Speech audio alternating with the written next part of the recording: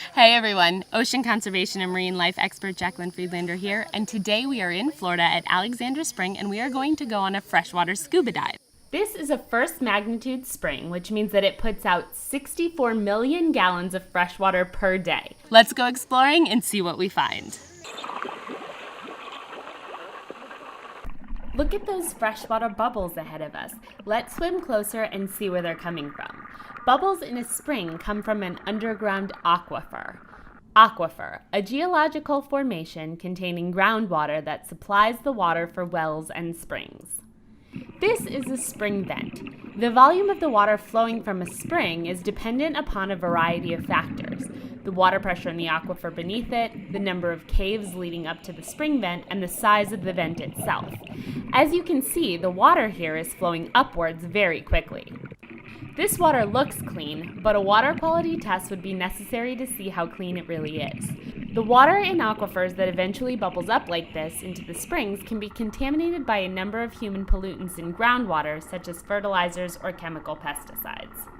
This is a good example of erosion. Erosion, the process of gradual destruction or wearing away by wind, water, or other natural agents.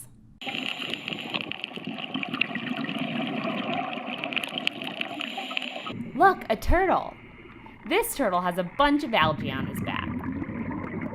As I was swimming by, he swam down into the vegetation to hide. Even though he's using camouflage to try to hide and be invisible, can you find him? Unlike that turtle who wanted nothing to do with me, I made some fishy friends. I found sand to chill out on, and once these fish realized I wouldn't hurt them, they gathered around, probably to see if I had any food for them. When we arrived at the spring earlier, I noticed this alligator sign. Right as we were swimming to the surface, I heard a noise at the water's edge. Alligator? Nope, 2 raccoons taking a bath. One scuba dive per day simply isn't enough, so we took a little drive over to Rainbow River. They even let me drive the boat.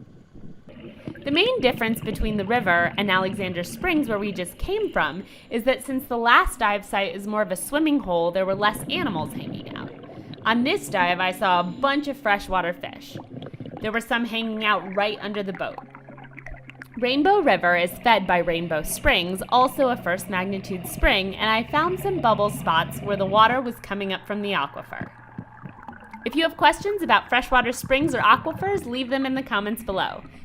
See you next Friends with Fins Friday. Thanks for watching.